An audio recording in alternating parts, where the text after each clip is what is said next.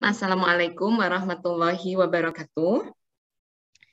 Alhamdulillahirabbil alamin wa bihi nasta'inu ala umuri dunya waddin wassalatu wassalamu ala asrafil anbiya'i wal mursalin sayyidina wa maulana Kanjeng Nabi Muhammad sallallahu alaihi wasallam wa ala alihi wa sahbihi ajma'in amma ba'du. Terima kasih kepada Teh Dini. Selamat datang kepada narasumber kami pagi hari ini, yaitu Ustadz Dadang Musaddad LC dari Pesantren MD Fathahillah. Selamat datang kepada sahabat-sahabat semua yang telah datang, yang telah hadir pada Zoom virtual kajian pagi ini.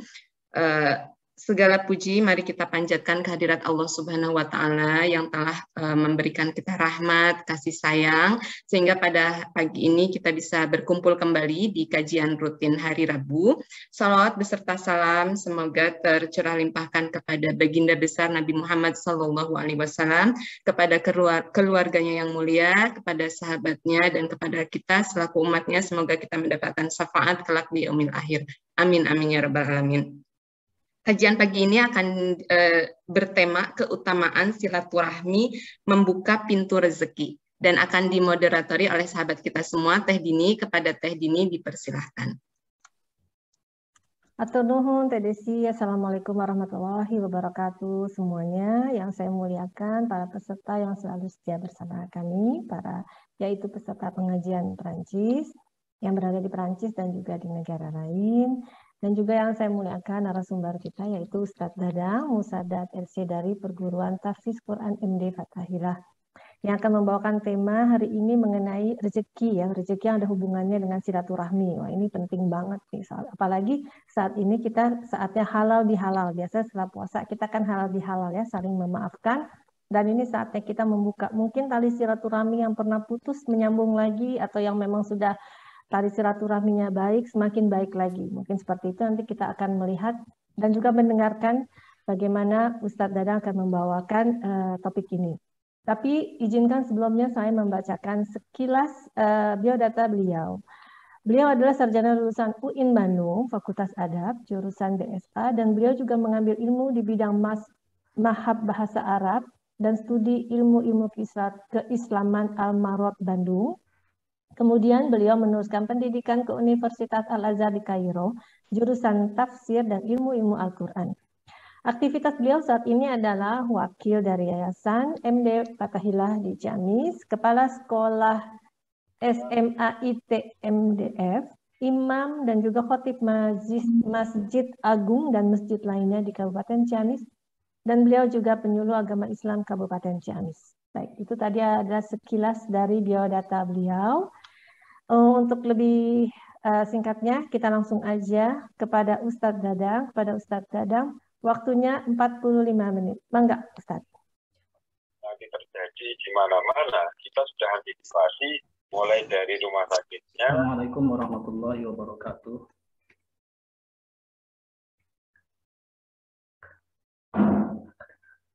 Assalamualaikum warahmatullahi wabarakatuh. Waalaikumsalam warahmatullahi wabarakatuh. Alhamdulillahirabbil alamin wa bihi nasta'inu ala umuri dunya waddin.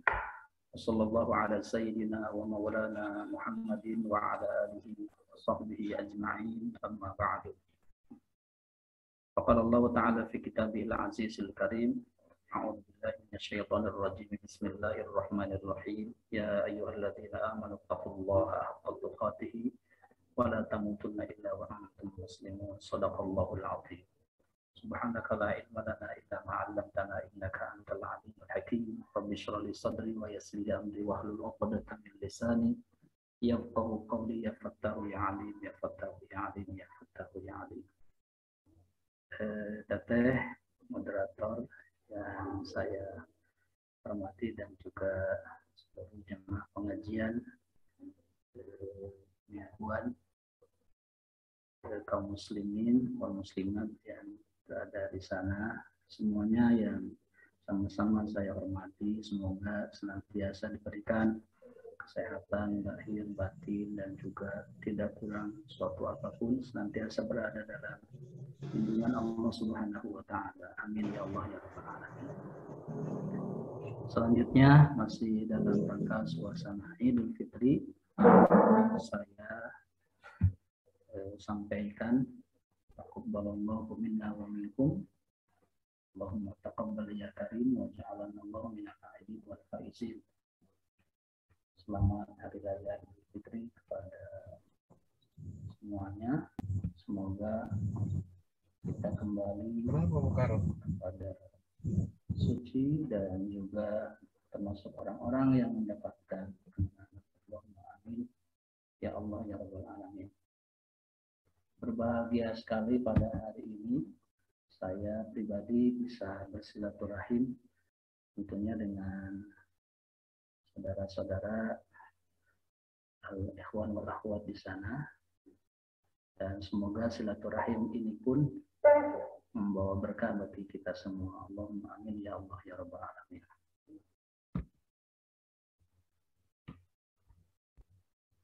Baik, selanjutnya kita semua tahu bahwa Ramadan telah berlalu. Dengan Ramadan yang telah berlalu ini, semoga kita semua tetap istiqomah dalam doa. Kalau orang Indonesia sering menyampaikan saling mendoakan di hari raya Id dengan perkataan dengan doa minal aidin wal faizin, maka kita maknai betul-betul bahwa ternyata tidak sembarang dan bukan sembarang orang yang bisa termasuk dan tergolong kepada orang yang al-aidin wal faizin, orang-orang yang betul-betul kembali kepada kesucian dan orang-orang yang Ustadz hapunten dipotong, suaranya kecil cenah. kecil ya. Kalau di saya mah jelas, tapi ada yang bilang suaranya kecil, katanya kurang jelas. Baik. Bagaimana sekarang? Di saya juga kecil. Bagaimana sekarang ibu-ibu? Sekarang bagus tuh yang tadi tuh. Iya, tadi agak kecil memang. Sekarang tuh bagus yang tadi terakhir, Pak Ustadz. Ini begini, bagus ya? Kurang sedikit lagi yang tadi tuh, Pak Ustadz. Halo, halo. Iya. Ya, udah. Baik, kita lanjutkan. Baik, sebenarnya siapa orang-orang yang dimaksud dengan al-aidin itu? Al-aidin itu ternyata kalau kita lihat orang-orang yang kembali suci itu yang seperti apa? Ya orang-orang yang betul-betul telah diampuni dosanya oleh Allah Subhanahu wa taala. Maka kita saling mendoakan ini termasuk orang-orang yang al-aidin, yang suci, ya dengan diterimanya ibadah kita selama Ramadan kemarin, baik itu puasa dan juga tarawih kita.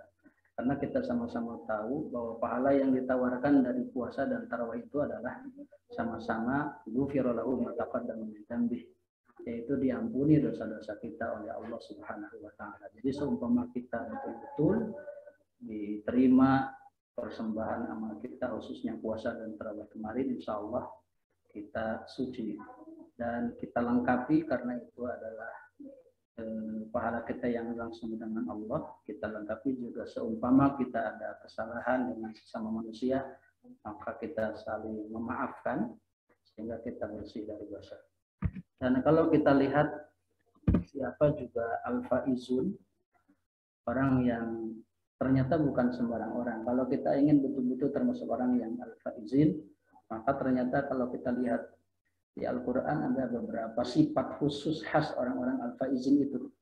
Seperti yang bisa hadirin sekalian lihat, diantaranya di At-Taubah bahwa al-faizin itu adalah orang yang berhijrah, ada peningkatan menjadi lebih baik, dan juga berjihad di jalan Allah dengan kemampuan kita, dengan usaha ikhtiar kita, dan juga baik dengan harta atau jiwa, atau juga sifat-sifat lain di ayat berikutnya di surat Al-Mu'minun ayat 11. Al-faizin itu sering diterjemahkan dengan orang-orang yang mendapatkan kemenangan. Kalau di Al-Mu'minun ayat 11 ternyata sifat khas al-faizin itu adalah orang-orang yang terkenal dengan kesabarannya. Bahwa dengan puasa betul kita dilatih kesabaran kita. Seumpama lulus maka termasuk orang-orang yang al-faizin. Di surat An-Nur juga kita bisa lihat bahwa orang al-faizin itu yang terkenal dengan taat kepada Allah dan Rasulnya. Mereka itulah juga orang-orang al-faizin, orang-orang yang mendapatkan kemenangan. Di surat Al-Hasyr, orang al-faizin itu siapa? Orang-orang yang tentunya di endingnya nanti akan ditempatkan di surganya Allah Subhanahu wa taala. Semoga kita semua seumpama betul diterima kemarin, maka termasuk orang-orang yang memiliki karakter khas orang al-faizin ini dan al-aidin. Amin ya Allah ya Rabbal alamin. Bapak Ibu sekalian, Punten, suaranya masih kurang jelas, katanya masih ada yang bilang. Tadi headset yang pertama pada jelas, Ustaz. headset tidak pakai headset yang tadi tidak terpasang. Oh, tadi tidak terpasang ya? Ya. Oh, Atau jelasan tidak pakai headset, mohon maaf. Bagaimana kalau begini? bagaimana Ini Ibu? bagus nih, ini bagus ya, ini bagus sekali nih yang sekarang. Ini aja. Ya. Cukup. Iya, lebih jelas. Baik, saya lepas headsetnya ya. Nah, setelah Ramadan berlalu, maka Besar gambarnya, hapunten Ustaz. Bisa diperbesar gambarnya? ya,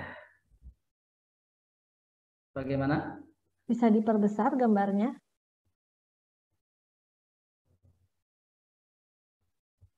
Jadi dibikin satu gitu Ustaz. Karena ini ketutupan sama gambar. Ibu Lela. Cukup, Sama cukup lah. kembali. Cukup. Nggak apa-apa Ustaz. Nggak diteruskan. Silakan. Baik.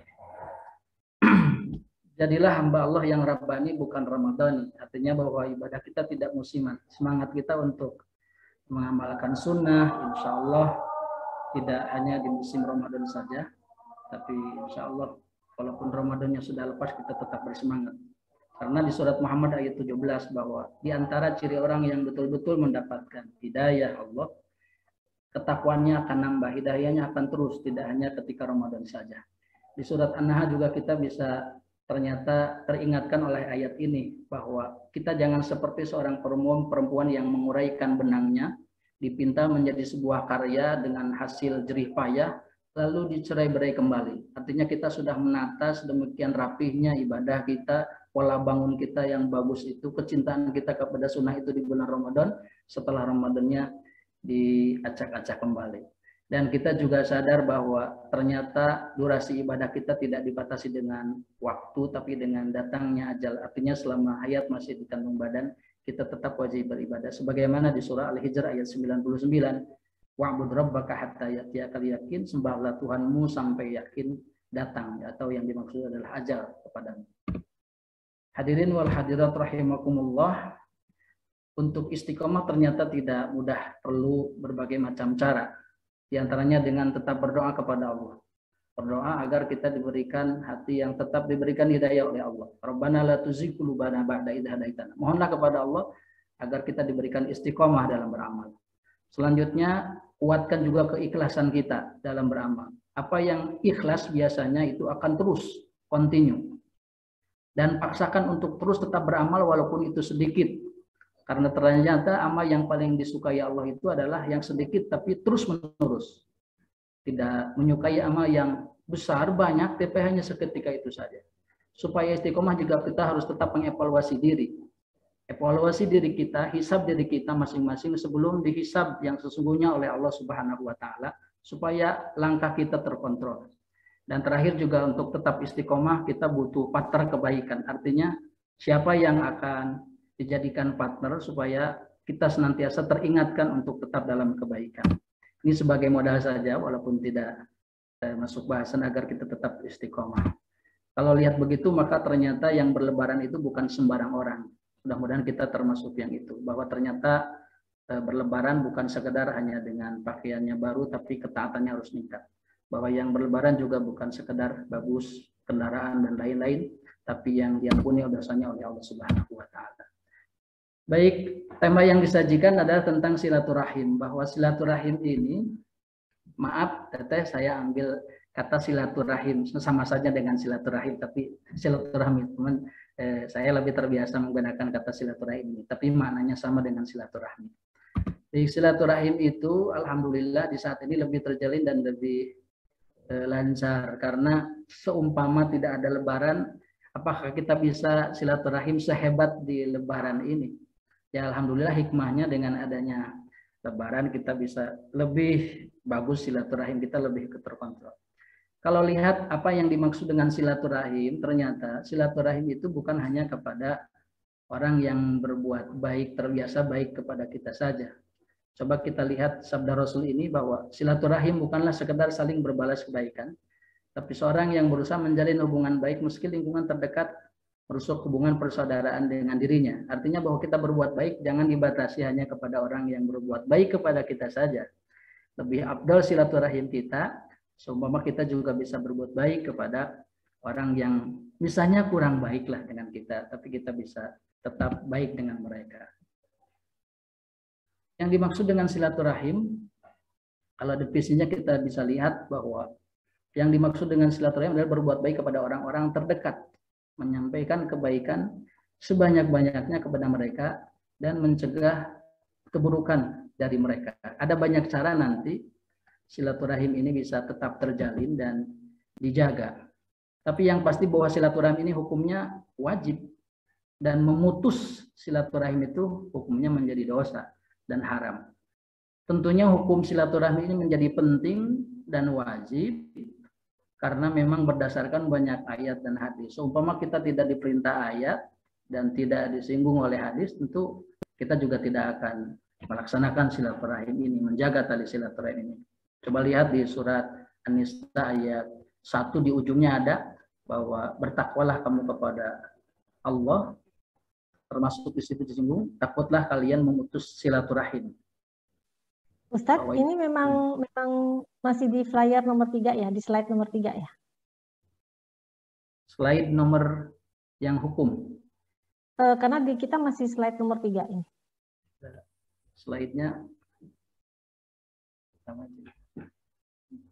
ini udah di kita masih nomor 3, Ustadz, belum jalan. Udah nomor 3 ya, masih nomor 3. Iya.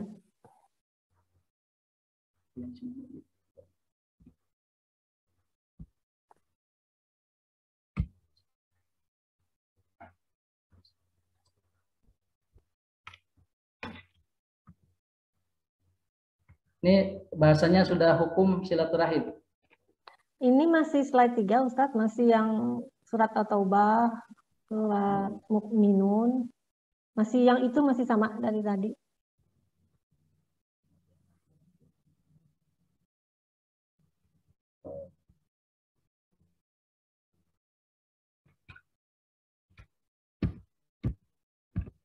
Padahal di sini sudah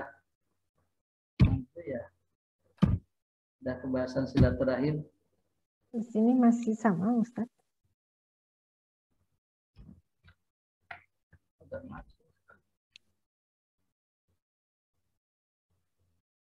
Atau mungkin nggak usah pakai slide ya, Ustadz ya? Oh, apa-apa aja ya, karena berhubung waktu ya. Iya. Baik. Tadi silaturahim itu. Jadi hukum silaturahim sudah dijelaskan pengertiannya bahwa di antara yang mendasari silaturahim itu harus dan penting adalah di An-Nisa ayat 1 bahwa takutlah kalian memutus silaturahim. Dan di surat An-Nahl juga dijelaskan ada 3 yang diperintah Allah dan 3 yang dilarang. 3 yang diperintah itu diantaranya adalah wa ita'idil qurba, yang artinya yaitu memberikan bantuan atau menjelaskan hak-hak, memberikan hak-hak kekerabatan. Di antaranya itu dengan cara silaturahim. Ya. Baik.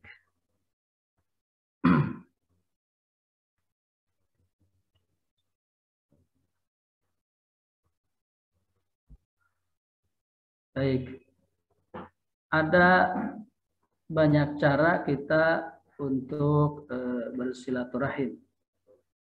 Setelah kita caranya diantaranya yaitu selain ayat banyak juga hadis yang menguatkan tentang kaitan silaturahim. Salah satunya ada hadis yang familiar dengan kita bahwa barang siapa yang menginginkan dimudahkan, dilapangkan rezekinya dan dipanjangkan usianya, maka sambunglah tali silaturahim. Selain juga banyak hadis yang di akhirnya dikatakan bahwa la yadkhulul jannata qati'un, tidak akan diperkenankan masuk surga orang yang memutus tali silaturahim. Silaturahim ternyata tidak dibatasi dengan harta. Kalau kita lihat hadis qudsi, Allah mengatakan silurahimaka bimalik fa in bakhilta bimalik au qalla maluk famshi ilaihi birijlik. Sambungan tali silaturahim itu dengan hartamu. Dengan harta jika ada, itu sebagai media untuk menyambung tali silaturahim. Saudara kita jauh, tapi kita ingin tetap terjalin tali silaturahim yang kuat, bisa dikirim, walaupun tanpa orangnya misalnya. Atau kalaupun tidak ada harta itu hanya sedikit terbatas, maka minimal didatangi. Didatangi terlebih bawa harta itu lebih bagus. Setidaknya ada beberapa cara untuk kita bisa menjalankan silaturahim. Salah satunya adalah dengan berkunjung tentunya. Alhamdulillah kebiasaan berkunjung ini ternyata bukan sekedar kebiasaan, tapi bernilai ibadah dan termasuk silaturahim. Juga ketika datang dihormati dan dimuliakan sebagaimana kita layaknya memuliakan tamu yang diajarkan dalam agama kita, itu juga bentuk kita lebih mempererat tali silaturahim. Menanyakan kabar, walaupun jauh kita tetap silaturahim, walaupun hanya sekedar menanyakan kabar atau menitipkan salam, memberikan sedekah atau hadiah. Terlebih itu Rasul pernah mengatakan, maukah aku sampaikan satu hal yang jika kalian melakukannya kalian akan saling mencintai, persaudaraan semakin kuat, yaitu saling memberikan hadiah. Maka berilah hadiah, salah kalian akan lebih saling mencintai. Selanjutnya memberikan ucapan selamat dan ikut serta dalam momen kebahagiaan saudara-saudara kita. Ketika mereka sakit, kita jenguk, itu juga akan mempererat tali silaturahim. Ketika ada yang meninggal saudara kita kunjungi keluarganya, takziah, menghibur, mendoakan, memenuhi undangan mereka, kemudian juga termasuk mendoakan. Ini silaturahim yang tidak terlalu susah insya Allah. Jadi silaturahim tidak bisa dipisahkan dengan jarak. Jarak tidak mengenal jarak, walaupun jarak jauh, tetap bisa bersilaturahim dengan saling mendoakan. Terlebih malah mendoakan seseorang, saudara kita tanpa diketahui yang didoakan. Artinya bidzahril ghaib, insya Allah doa yang paling ampuh dan sangat manjur untuk diijabah. Hadirin jamaah rahimakumullah, kaitan dengan keutamaan silaturahim yang disinggung adalah bahwa di antara silaturahim tadi sebutkan, utamanya adalah dimudahkan pintu rezeki, dilapangkan rezeki dan dipanjangkan usia. Berbeda pendapat di sini bahwa ada yang mengatakan dilapangkan rezeki, dipanjangkan usia, artinya benar-benar walaupun sudah ditentukan usia seseorang segini, harta atau misalnya rezekinya segini, tapi karena sering orang silaturahim, betul-betul ditambahkan hartanya, betul-betul ditambahkan usianya. Ada juga yang mengatakan bahwa bolehlah parum.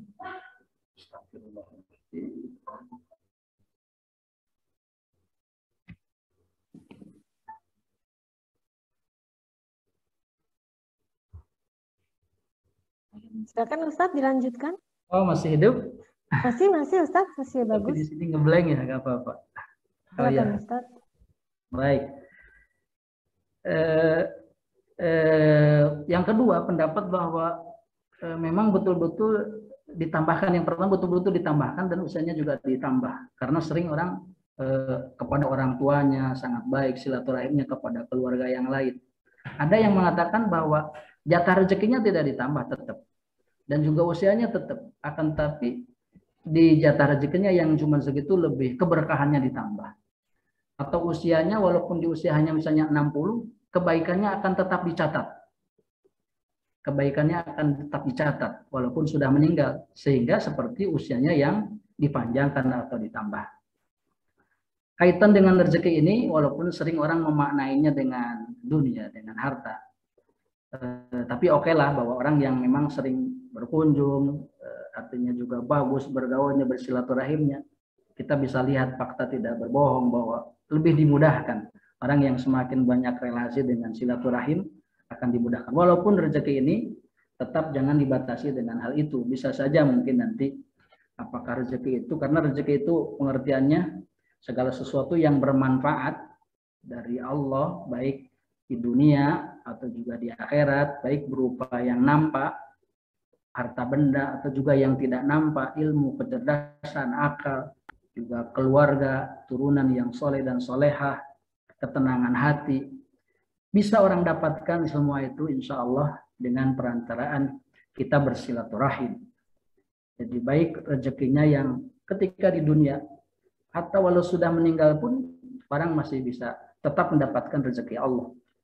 Di ayat dikatakan bahwa jangan kamu kira orang yang meninggal di jalan Allah, mereka mati, padahal mereka hidup dan tetap Allah kasih rezeki.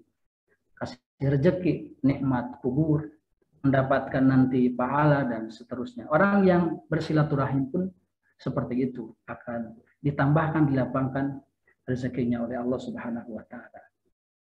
Kalau berbicara tentang rezeki, maka Allah sebenarnya, kata Imam Mutawalli Syarawi, seorang mufasir Mesir, mengatakan bahwa rezeki itu ada tingkatannya, dan harta itu adalah tingkatan rezeki yang paling rendah.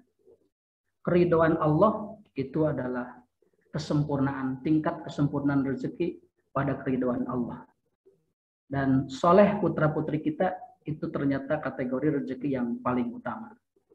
Afiah, selamat lahir dan batin. Kita sering memohon kepada Allah, Allah maafini, misalnya pisamnya wa basari, sehatkan mata saya dari penyakit lahir dan juga dari azab Allah supaya dijaga dari dosa. Misalkan afini, afiah dalam harta itu dijaga dari maling dan juga dijaga dari barang haram sehingga hisabannya tidak berat.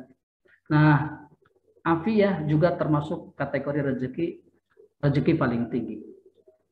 Nah, berbicara tentang itu maka ternyata rezeki itu banyak, dan rezeki ini insya Allah seumpama kita bersilaturahim betul-betul, artinya menjaga silaturahim ini, insya Allah kita sama-sama mendapatkan jatah rezeki sesuai dengan janji Rasul tadi di hadis, bahwa man ahabba an yubsata lahu fi rizqi wa yunsa lahu fi athari falyasil rahimah. Orang siapa yang ingin dilapangkan rezekinya, dipanjangkan usia, dilampangkan rezeki dengan semua jenis macam rezeki dan kategorinya, dan dipanjangkan usia berkah, maka sambungkan tadi silaturahim. Ada banyak sebenarnya keutamaan dari silaturahim ini, dan bukan hanya dilapangkan rezeki, selain juga sebagai amalan yang sangat mendekatkan dan menghantarkan kita ke surga, juga sebagai amalan yang disegerakan pahalanya di dunia. Jadi kalau silaturahim ini sama seperti birrul walidain, amalan perbuatan baik yang akan disegerakan pahalanya dari Allah Subhanahu wa Ta'ala, tidak ditunggu lama, ditangguhkan sampai akhirat. Di dunia saja akan diperlihatkan kebaikannya, hasil daripada kita daripada silaturahim. Dan sebaliknya, memutus tali silaturahim adalah dosa yang juga tidak akan ditempokkan iqab atau sanksinya, akan diperlihatkan sejak di dunia. Jadi pahalanya ketika silaturahim akan disegerakan, begitupun ketika kita memutus silaturahim, siksanya dari Allah, naudzubillah, sanksinya juga akan disegerakan. Hadirin rahimakumullah, silaturahim ini harus tetap kita jaga, karena tanpa silaturahim tentu kita termasuk orang-orang yang tidak akan mendapatkan keistimewaan itu. Cuman ada beberapa kendala memang ketika dalam hal istilah silaturahim. Orang mungkin ada terhambat tidak silaturahim, bisa jadi pertama karena tidak mengetahui keutamaan dan pahalanya, dikiranya biasa saja. Padahal ternyata sebagai amalan yang disegerakan pahalanya, amal yang mendekatkan dan mengantarkan kita ke surga. Bisa juga orang kendala silaturahim karena memang lemah iman serta pemahaman agamanya. Atau juga bisa karena kita alhamdulillah sombong. Atau mungkin mengikuti tradisi leluhur yang memang, mohon maaf, misalnya tidak mengajarkan. Baik karena terbiasa dari atasnya tidak bersilaturahim, terus kita tidak terdidik sehingga tidak bisa ikut misalnya kebaikan baik. Maka berbahagia kita yang punya orang tua, punya saudara yang membiasakan itu dan mengajarkan. Dan ini semoga tidak sampai terhenti kepada kita saja, tapi harus bisa ditularkan juga kepada turunan dan orang keluarga kita semua. Hadirin rahimakumullah, dan untuk bisa tetap silaturahim ini juga karena kendalanya kadang mungkin jarak jauh. Kalau tidak ada inisiatif jauh, padahal jarak jauh tidak bisa menutup kita untuk bisa tetap silaturahim. Bisa dengan banyak cara seperti tadi yang sudah dijelaskan. Baik, itu diantara beberapa hal kaitan dengan silaturahim. Semoga silaturahim kita hari ini pun insya Allah sama-sama membawa berkah sehingga kita mendapatkan keistimewaan yang ditawarkan dari silaturahim di banyak hadis dan juga ayat. Ada juga beberapa tips supaya salam silaturahim tetap terjaga. Yang pertama tentunya ya harus diketahui dan dipahami pahala dan keutamaannya. Gali silaturahim itu pahalanya seperti apa. Biasanya saya pribadi yang imannya lemah, mungkin suka amal itu pengen tahu dulu apa ya konsekuen dari kompensasi dari satu amal ini. Tingkatan iman rendah mungkin sah-sah saja. Ingin mendapatkan selain sisi ukhrawinya, sisi duniawinya dipertimbangkan. Juga sikapi keburukan dengan kebaikan. Walaupun memang orang tidak suka dengan silaturahim dengan kita, misalnya kita tetap jalin. Bahkan ini yang diajarkan oleh puasa. Puasa mengajarkan salah satunya akhlak kaitan dengan raddul sayyi'ah bil hasanah. Bahwa keburukan itu harus ditolak dengan kebaikan. Sehingga dikatakan dalam hadis, jika kamu di puasa harimu, kemudian ada orang yang memancing emosi, misalnya mengejek atau mengajak berkelahi, maka katakan Allahumma inni shaim, tidak dilayani. Mohon maaf, saya puasa. Itu pesan apa yang ditinggalkan? Bahwa harus ada menyikapi keburukan dari yang lain dengan kebaikan. Istilah Sunda mah teteh jangan sarwana ya. Jadi kalau ada yang buruk justru dilayani dengan baik. Kalau ada yang bahil justru bager kepada orang. Selanjutnya juga rendah hati, artinya tawadhu. Orang sombong biasanya susah untuk silaturahim, apalagi mungkin yang tingkatan maaf misalnya lebih rendah dibanding dengan kita. Kalau mereka yang datang, masa ya harus yang datang, ya mereka lah yang harus datang sama kita. Ya kalau mereka nggak datang nggak jadi silaturahimnya. Nah, itu kan akibat dari tidak adanya rendah hati, tidak ada tawadu, sombong. Kita diajarkan untuk senantiasa tawadu karena al-kibr, kesombongan hanya milik Allah Subhanahu wa taala. Saya tertarik dengan perkataan bahwa rendahkanlah dirimu serendah-rendahnya sampai tidak ada siapapun yang merendahkanmu. Karena Allah angkat justru orang semakin merendah. Dalam hadis dikatakan barang siapa yang rendah hati, maka Allah akan tinggikan derajatnya. Yang berikutnya untuk tetap bisa terjalin silaturahim adalah tentu harus membersamai keluarga untuk bersilaturahim. Artinya ajarkan kepada mereka silaturahim, kepada anak cucu kita, dampingi mereka bahwa silaturahim itu penting.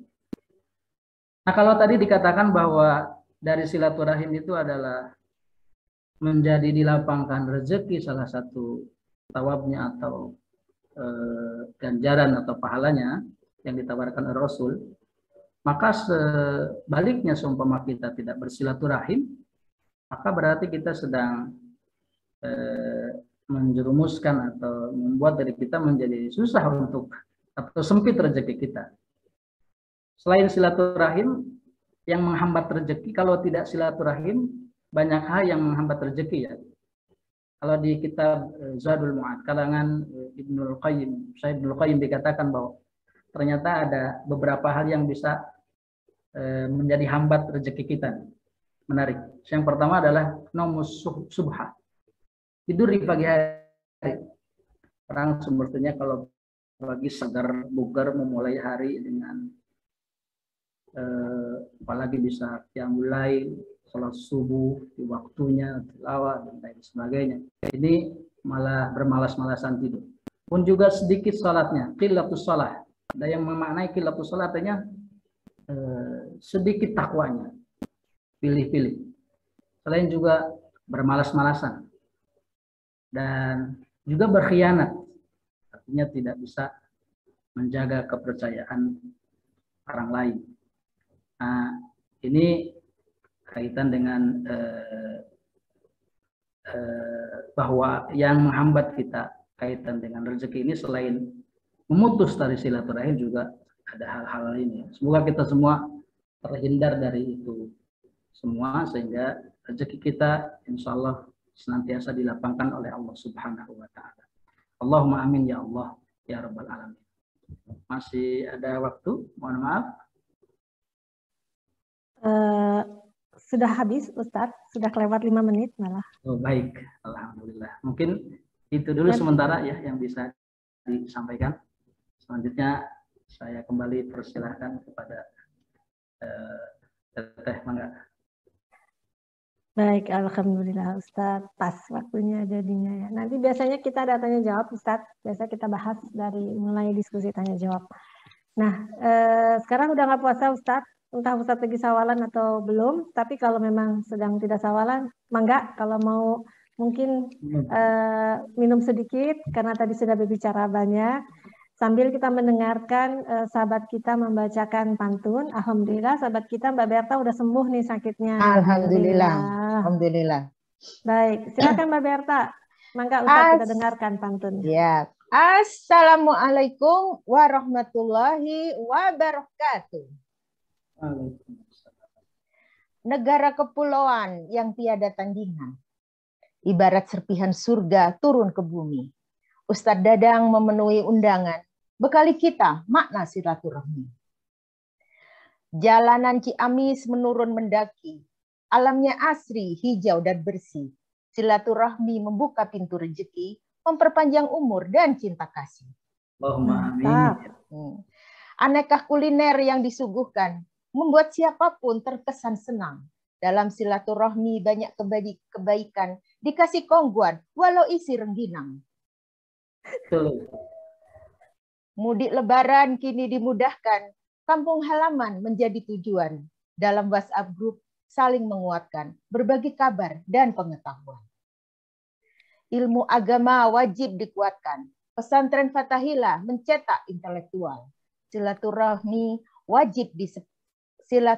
jangan disepelekan, walau kini sudah diganti ala virtual. Santri belajar sesuai arahan, berbudi pekerti penuh keramahan, silaturahim yang penuh keutuhan, di dalamnya banyak keberkahan. Di pesantren tahfiz menempuh pendidikan, generasi soleh menjadi dambaan. Tali silaturahmi kita bentangkan, lintas generasi, lintas waktu dan keadaan. Masya Allah. Belajar agama dan ilmu keagamaan, belajar Al-Quran dan ilmu keagamaan, bekali diri aneka pengetahuan. Dalam silaturahmi terbangun kebahagiaan, kepedulian, dan perkuat persaudaraan. Teman seiring menawarkan bantuan, bentuk kepedulian dalam kebajikan. Sebagai diaspora di perantauan, berjumpa teman sangat dinanti-nantikan. Persatuan akar kuat kebangsaan, keutuhan negara harus diperjuangkan. Silaturahmi banyak keutamaan, mari kita jaga dan mari lestarikan. Wassalamualaikum warahmatullahi wabarakatuh. Waalaikumsalam warahmatullahi wabarakatuh. Mbak Berta, mantap pantunnya Mbak Berta. Masya Allah, kangen ya kita sama Mbak Berta nih, kalau nggak ada pantun rasanya ada yang kurang aja deh, seperti itu. Baik, Pak Ustadz Dadang, sekarang waktunya kita diskusi sambil menunggu pertanyaan. Mungkin ada yang mau bertanya langsung? Sepertinya masih belum. Saya yang bertanya dulu ya Pak Ustadz kalau gitu. Gini Pak Ustadz, saya mau tanya tadi kan katanya silaturahmi itu membuka rezeki. Kita harus bersilaturahmi, harus merendahkan diri kepada sesama manusia gitu istilahnya ya. Tapi Ustadz, apakah dalam silaturahmi itu Ustadz kita boleh bukan memilih ya Ustadz, tapi istilahnya gimana ya Ustadz? pada saat misalnya kita tahu bahwa ada beberapa orang mungkin yang mengajak kita kepada ketidakkebaikan gitu Pak Ustadz, apakah kita juga tetap harus bersilaturahmi kepada mereka gitu Pak Ustadz? Sementara kita tidak yakin mungkin keimanan kita seperti tadi kata Pak Ustadz, kita tidak yakin keimanan kita ini apakah kuat atau tidak gitu Pak Ustadz. Nah, bagaimana kita menyikapinya Pak Ustadz? Silakan Pak Ustadz.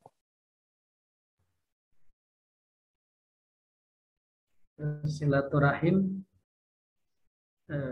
kepada siapapun tetap bisa dijalin dengan berbagai macam cara. Tapi seumpama termasuk juga mungkin kepada orang yang mengajak kita kepada kebaikan. Mengajak kepada keburukan, mohon maaf.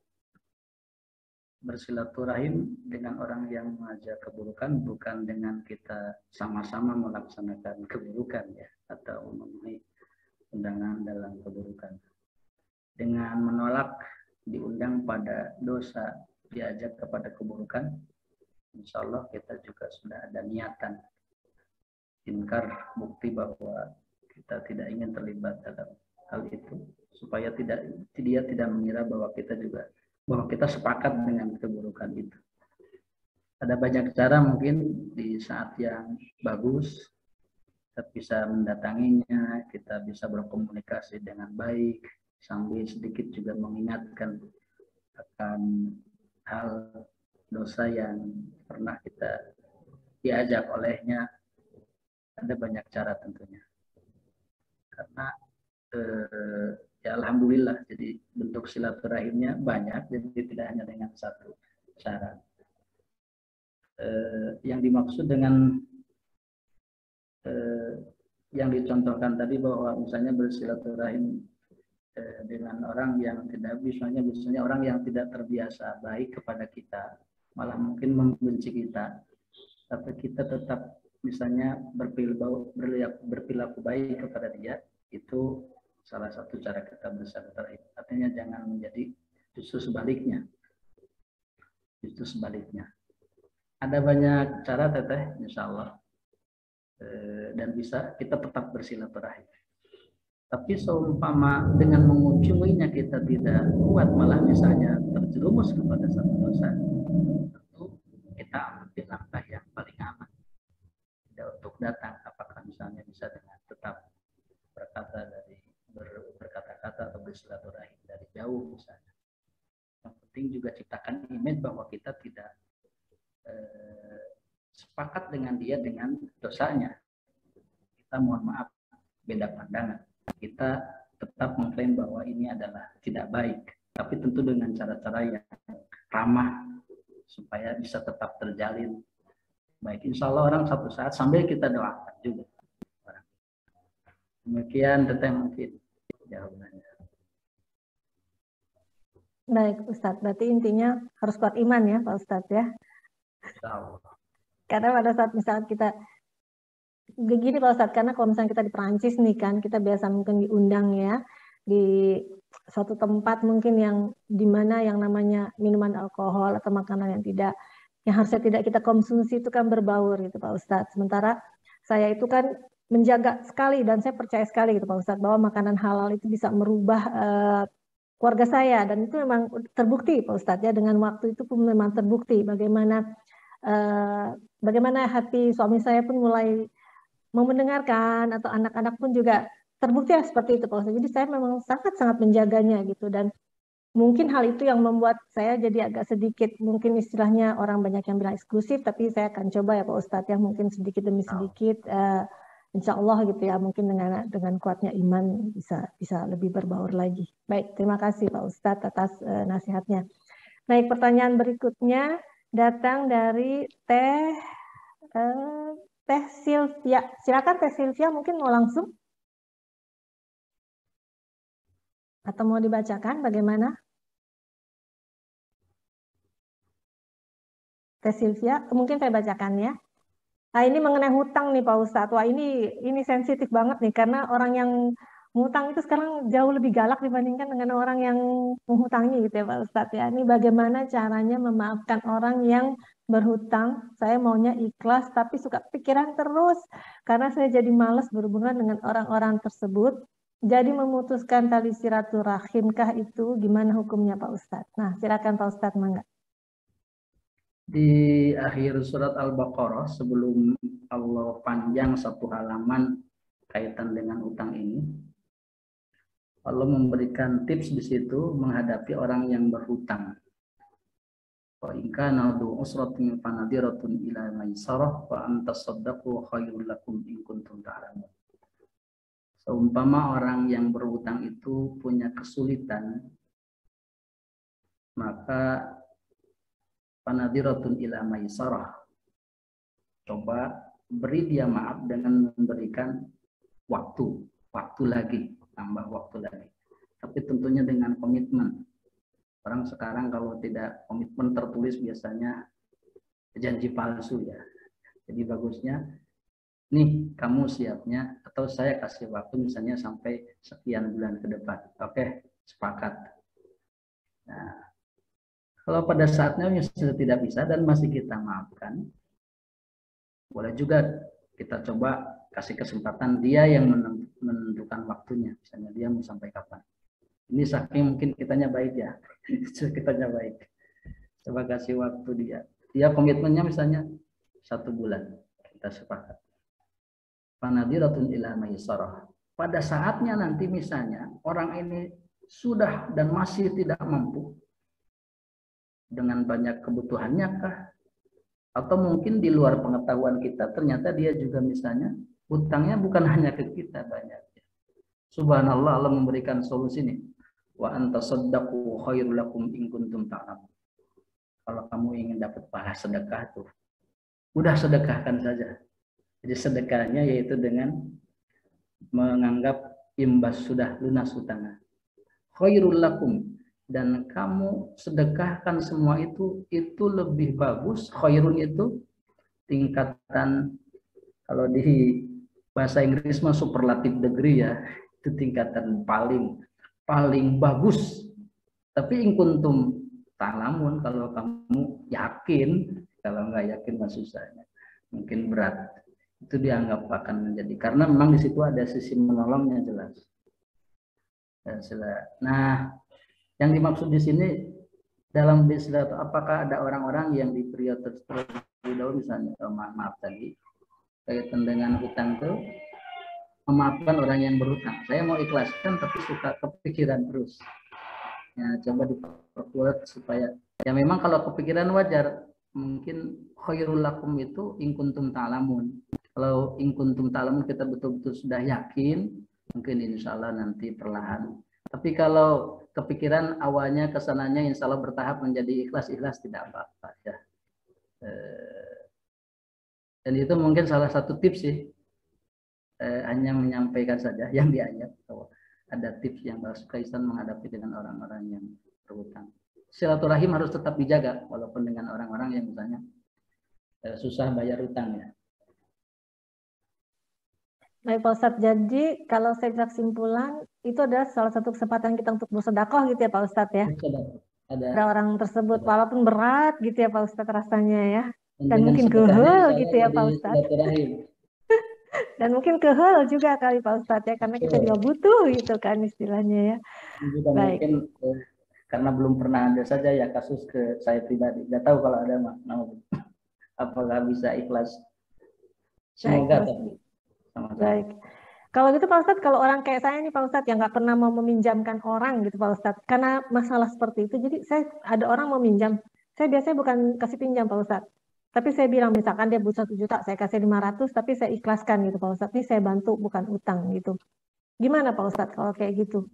Jadi saya memang paling males deh hutang piutang kayak gitu kan Pak Ustadz, males nagihnya gitu kan, takut kepikiran, takut dosa. Jadi biasanya saya seperti itu gitu Pak Ustadz. Nih mampunya cuma segini, saya sedekahin, kamu nggak usah bayar, terserah, tapi saya nggak bisa. Nah itu bagaimana Pak Ustadz? Apa saya termasuk orang pelit? Jadi nilai sedekah tetap insya Allah, karena menolong. Walaupun misalnya dia mau minjemnya lebih dari itu ya, tapi kita kasihnya misalnya 1/4 atau setengahnya, insya Allah jadi pahala kebaikan. Karena dia tidak bisa menutup bahwa dirinya terbantu, walaupun tidak full, ya bisa memenuhi salah satu atau sebagian dari kebutuhannya. Dan mestinya Ya, insya Allah. Baik, seperti itu. Itu juga solusi itu. Daripada dengan utang orang yang mungkin belum tentu jelas ya. Ya, Ikhlas betul. dengan yang itu. Baik.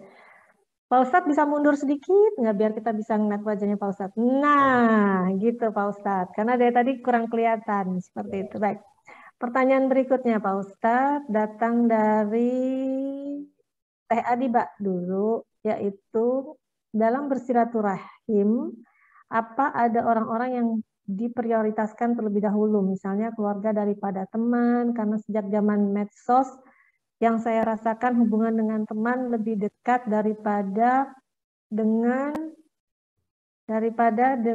keluarga. Nah, silakan Pak Ustadz, bedanya silaturahmi dengan silaturahim apa sih Pak Ustadz? Silaturahim dengan silaturahmi sama saja. Itu hanya penerjemahan dan penulisan ke bahasa Indonesia ya. Baik, silakan dijawab Pak Ustadz. Ya, prioritas harus ada prioritas. Dalam sedekah juga harus ada prioritas. Yang paling dekat keluarga, ke orang tua, dan seterusnya. Ke orang tua, ke keluarga, dan seterusnya. Jangan malah justru termasuk juga dalam istilah dermawan ya.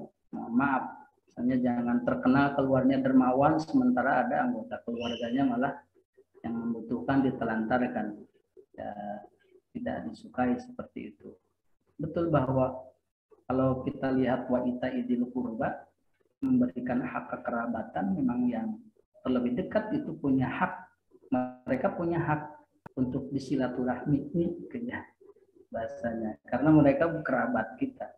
Dia mengatakan silaturahim, rahim itu rahim dari rahim. Kenapa bahasanya rahim? Karena seolah dari satu rahim dia harus dijalin kuat, terlebih keluarga yang paling dekat.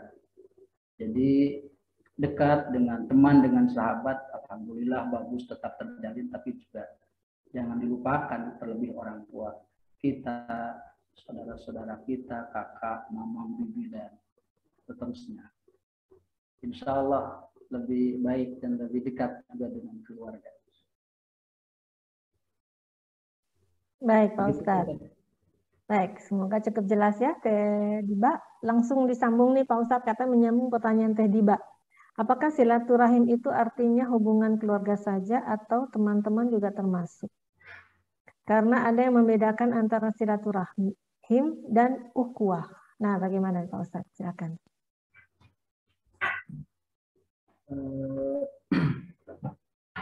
Diutamakan keluarga, tapi tidak dibatasi. Nah, bisa terus yang kita kunjung. Keluarga lebih utama dan diutamakan, diprioritaskan. Dan sama teman juga, sahabat tetap harus dijalin baik. Ada hubungan yang baik, tetap diperlakukan secara baik seperti kita dengan keluarga kita. Demikian. Pak Ustadz, ini ada pertanyaan masuk ke saya Pak Ustadz ya. Assalamualaikum Teh Dini. Titik pertanyaan, kalau misalnya bersaudara ada masalah, terus kemudian salah satu sudah meminta maaf, namun untuk yang sudah dimintai maaf mengungkit-ungkit terus masalah tersebut lewat WhatsApp atau pesan padahal masalahnya sudah selesai, sehingga membuat yang minta maaf berpikir untuk kebaikan bersama membatasi komunikasi agar tidak terjadi pertengkaran karena terpancing emosi.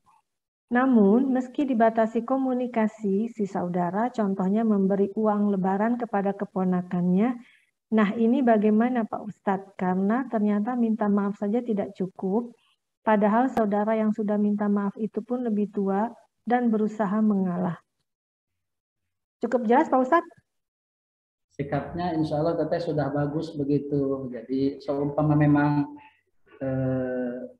diprediksi akan terjadi pertengkaran terlebih, terus tadi perkelahian atau memancing emosi, dan sama-sama kita juga menjadi misalnya takut malah gak bisa nahan emosi.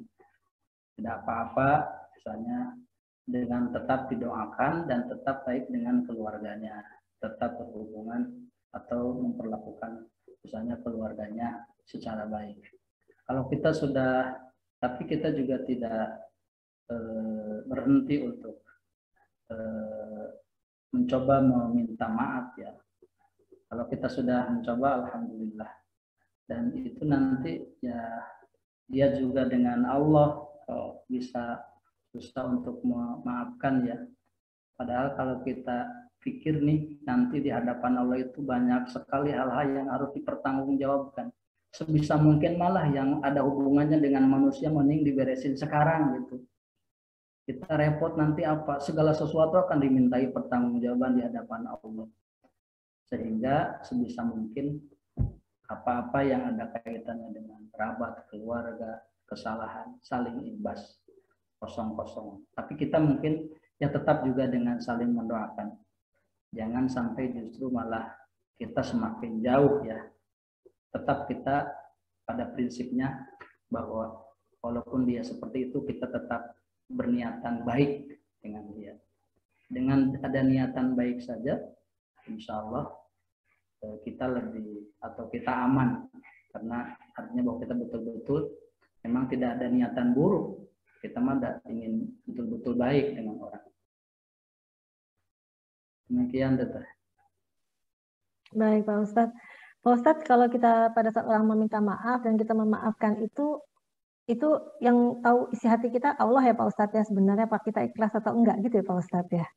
Iya. Apa hanya cukup kita bilang ya saya maafkan, tapi kalau kita sering mengungkit-ungkit tandanya kita sebenarnya belum memaafkan gitu Pak Ustadz. Ya, belum ikhlaskan ya. Berarti belum mengikhlaskan ya Pak Ustadz. Dan saya dengar katanya kalau kita belum memaafkan, apakah benar itu akan menghambat kita masuk ke surga Pak Ustadz? Kalau kita tidak mau memaafkan orang. Ya, kita orang yang memaafkan orang dikatakan begini dalam hadis, bahwa sedekah tidak akan mengurangi harta. Naqas sadaqatun min mali. Terus wa ma zadallahu, sanadnya ada bahwa seseorang dengan memaafkan akan menambah illa izan, akan ditambah kemuliaannya oleh Allah Subhanahu wa taala. Kalau kita ingin jadi orang mulia, dimuliakan oleh Allah, memaafkan. Semakin banyak memaafkan, semakin mulia.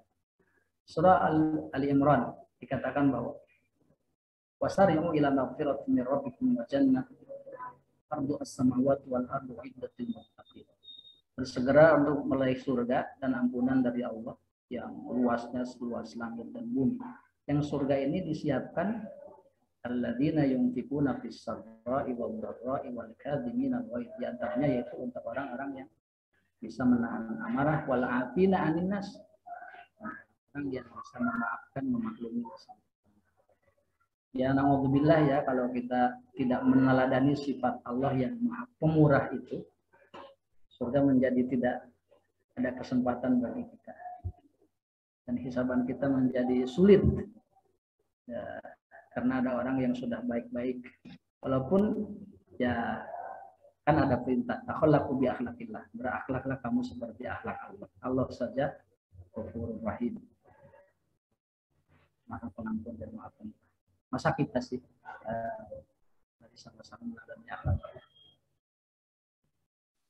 Baik Pak Ustadz. Allah semuanya bisa saling memaafkan. Amin, amin, amin. Semoga ya Pak Ustadz ya kita jadi orang yang pemaaf ya Pak Ustadz ya. Baik Pak Ustadz, pertanyaan berikutnya Pak Ustadz datang dari Budara. Pak Ustadz, mohon dapat diberikan tuntunan bersilaturahmi. Misalnya, seberapa banyak sebaiknya, bagaimana jika dengan orang yang berbeda agama atau keyakinan, dan bagaimana penggunaan medsos atau virtual dalam bersilaturahmi daripada bertemu langsung. Mohon, mangga Pak Ustadz. Teknis ya.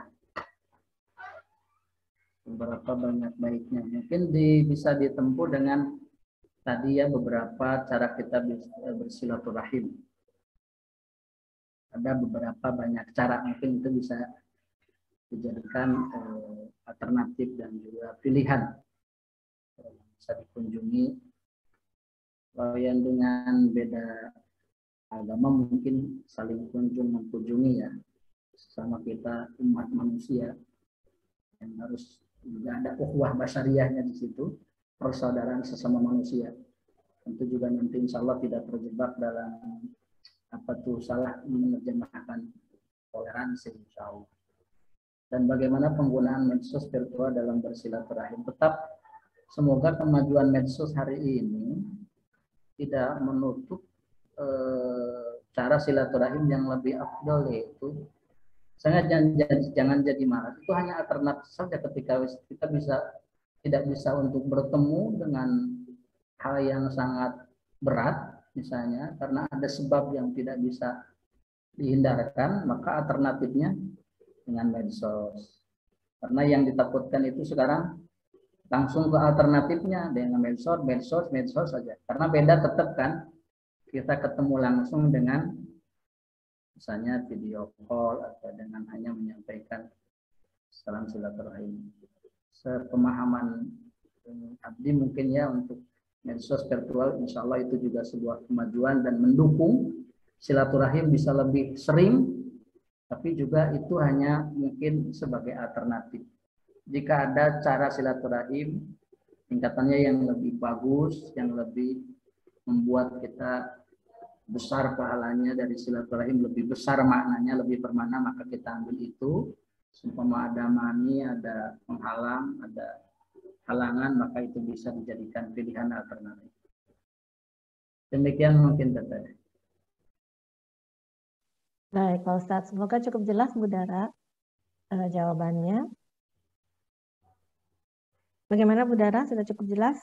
Sudah tadi. Sebenarnya saya juga ingin tanya itu, kalau boleh ya tadi ini ya untuk boleh menambahkan juga Tata yang lain. Iya. Maksud saya begini Pak Ustadz mengenai tuntunan untuk bersilaturahim ini, apakah hanya kita itu sekadar bertemu aja? Bagaimana sih supaya silaturahim itu lebih baik ya, lebih sesuai dengan tuntunan? Apakah sekedar bertemu atau bagaimana gitu loh cakupan dari silaturahim itu secara umum gitu. Nah kemudian yang saya maksud seberapa banyak sih waktu yang kita gunakan untuk bersilaturahim? Ada orang yang suka bertemu dengan orang, ada orang yang lebih suka menyendiri gitu ya. Nah itu bagaimana tuh sebaiknya seberapa banyak sih waktu yang kita gunakan untuk bersilaturahim ini gitu untuk menjaga menjaga tali silaturahim itu gitu loh. Itu yang saya maksud. Mungkin saya minta tambah sedikit lagi penjelasannya Pak Ustadz. Baik. Untuk batasan waktu tidak ada batasan waktu ya, seberapa lama, seberapa. Dengan bertemu saja, terlebih kalau bertamu itu bagus kan, karena ada pahala dari bertamu ya, tamu mendatangkan rezeki misalnya. Yang dimaksud dengan misalnya waktu kita datang di waktu yang tepat kalau bertamu, karena ada waktu-waktu yang tidak disarankan untuk bertamu ya, hanya di jam-jam istirahat. Itu jadi waktu yang misalnya pas untuk bertamu bersilaturahim. Tidak dibatasi waktu selama juga minimal ada menanyakan kabarnya. Di ikram dimuliakan dengan subuhan, maka tentu kita tidak membiarkannya. Misalnya, karena kita juga akan senang di bumi kalau misalnya disuguhi terus dimakan teteh ya, misalnya walaupun hanya beberapa biji kalau dia ada puasa ya. Nah itu kan membuat tubuhnya juga bahagia. Jadi untuk waktunya mungkin apalagi terlihat di bumi sibuk, itu nanti masuknya ke adat kami juga ya. Jadi waktunya harus yang kita pertimbangkan.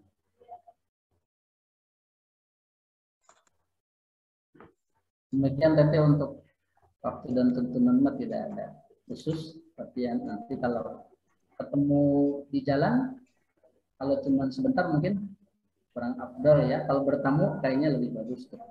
Tapi pastikan juga di jam tamu dia waktunya yang ada senggang, bisa misalnya janjian dulu, kasih tahu dulu sebelumnya. Karena jujur insya Allah kita semua pada senang ya kalau kedatangan tamu. Dan silaturahimnya juga akan lebih ketimbang hanya sekedar ketemu di jalan. Ya betul Pak Ustadz. Ya. Baik, terima kasih Pak Ustadz. Jadi terima kasih.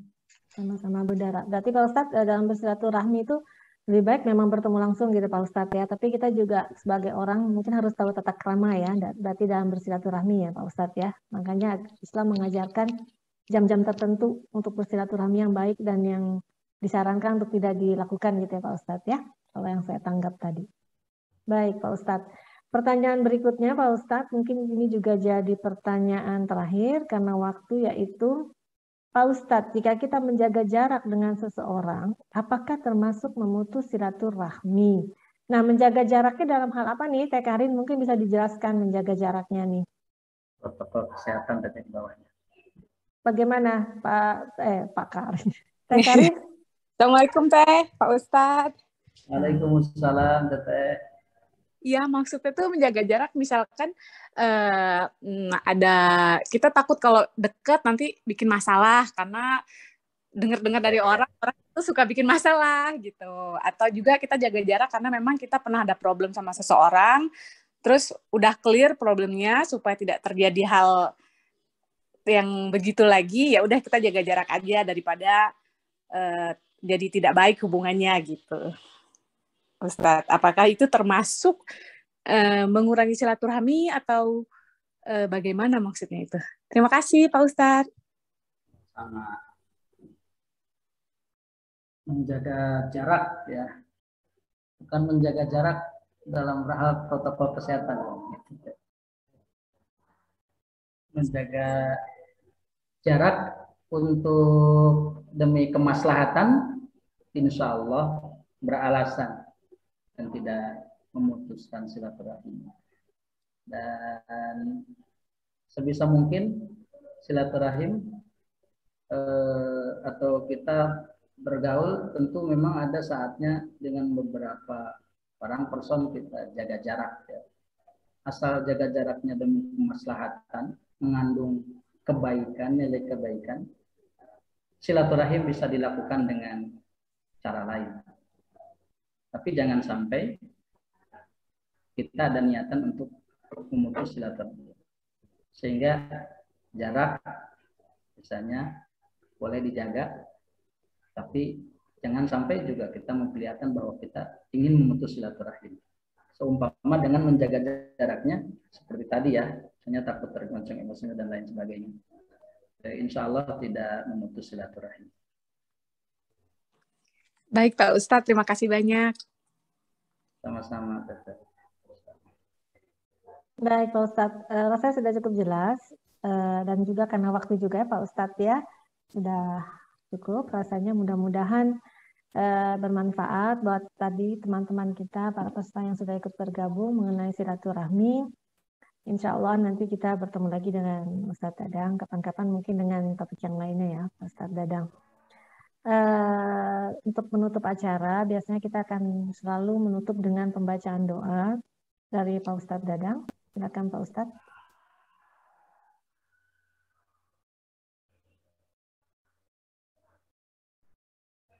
Ditutup doa sama saya Teteh?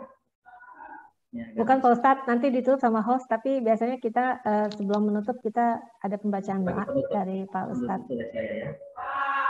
Kita tutup dengan oleh hostnya Teh Desi. Mangga Pak Ustadz berdoanya. Terima kasih Teteh atas waktunya. Alhamdulillah, wabil khusus bagi saya pribadi bukan bagi-bagi ilmu ya, saya tidak ada ilmunya apa-apa Teteh. Yang terpenting saya hari ini alhamdulillah nambah sahabat, nambah teman, setidaknya juga saya bisa minta doa dari banyak sahabat ini.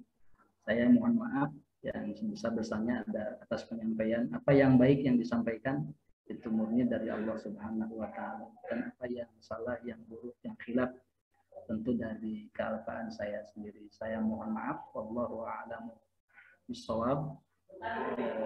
Terima kasih Teteh telah difasilitasi bisa bertemu dan silaturahim. Semoga silaturahim kali ini berkah untuk kita semua. Amin ya Allah ya Rabbal alamin. Saya doakan juga semoga kita semua senantiasa sehat lahir batin, bisa berkumpul tetap dengan orang-orang tercinta kita, dan berkumpul kita tidak hanya di dunia maya, satu saat mudah-mudahan juga bisa berkumpul sama-sama di dunia nyata ya Teteh. Dan yang terpenting berkumpul semoga di surganya Allah Subhanahu wa taala. dengan segala nikmatnya dan karunia-Nya. Amin ya Allah ya Rabbal Alamin. Terima kasih.